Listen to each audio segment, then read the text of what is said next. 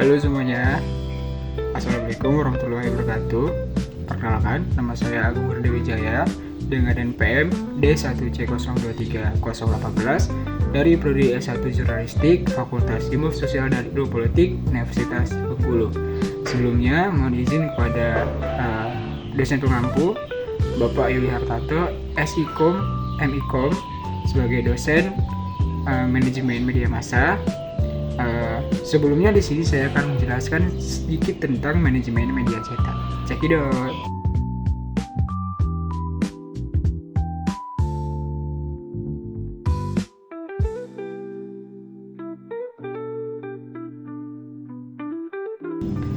Nah, membahas tentang manajemen nih, kira-kira apa sih pengertian manajemen itu sendiri? Nah, jadi menurut James F. Stoddard, pengertian manajemen adalah proses perencanaan, pengorganisasian, pengawasan, dan pengolahan usaha-usaha, anggota organisasi, dan penggunaan sumber daya lainnya untuk mencapai tujuan yang sudah ditetapkan. Nah, lalu apa sih Bang manajemen media cetak itu? Nah, yang kita tahu kan media cetak itu berupa seperti koran, tabloid, atau majalah kan. Nah, sedangkan untuk pengertian manajemen media cetak itu sendiri adalah proses pengelolaan, operasional, dan strategis untuk penerbitan media cetak itu sendiri. Nah, media cetak mempunyai peran penting loh dalam menyampaikan informasi kepada khalayak atau masyarakat. Nah, salah satu elemen yang diperlukan adalah manajemen media cetak itu sendiri. Di antaranya adalah yang pertama.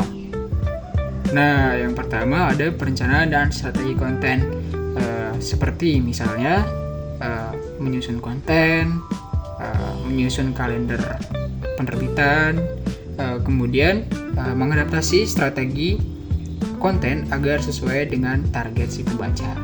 Nah, yang kedua ada pengelolaan dan editorial, yang tugasnya adalah melakukan pelatihan terhadap jurnalis atau wartawan, kemudian kepada tim editing untuk memastikan kualitas konten.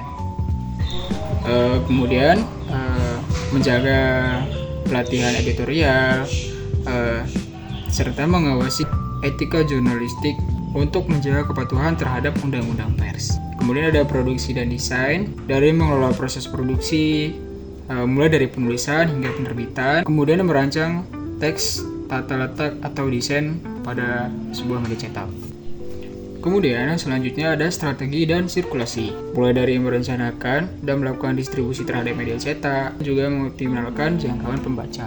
Lalu pengelolaan keuangan, fungsinya dalam mengatur keuangan mulai dari percetakan, distribusi, hingga promosi nantinya. Dan yang terakhir adalah pemasaran dan pemasangan iklan, yang tentu saja tugasnya adalah untuk melakukan pemasaran di media nantinya. Nah, manajemen media cetak juga mempunyai beberapa struktur, diantaranya adalah yang pertama adalah bagian redaksi atau pemimpin redaksi yang menjadi pangkat tertinggi di dalam sebuah media itu sendiri. Lalu pemimpin redaksi itu sendiri bertugas untuk menjalankan organisasi dan melakukan pengawasan terhadap bawahannya. Lalu ada redaktur pelaksana yang bertugas untuk menjalankan operasional sehari-hari. Selanjutnya ada sekretaris redaksi yang bertugas di bagian pengadaan, pengelolaan, keuangan, dan pengembangan redaksi. Lalu ada koordinator liputan dan manajer produksi, wartawan, dan bidang pendukung redaksi. Nah, gimana tentang video tadi? Semoga menambah wawasan kita semua ya. Dan mungkin cuma sekian yang bisa dapat saya sampaikan. Jika ada kesalahan kata, saya mohon maaf. Saya akhiri, wabillahi taufiq wal hidayah. Wassalamualaikum warahmatullahi wabarakatuh, dan see you next time. Bye bye.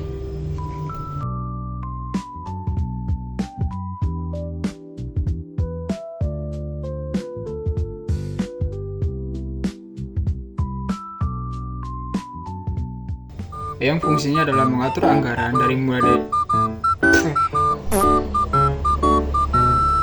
lalu ada koordinator liputan dan redaksi.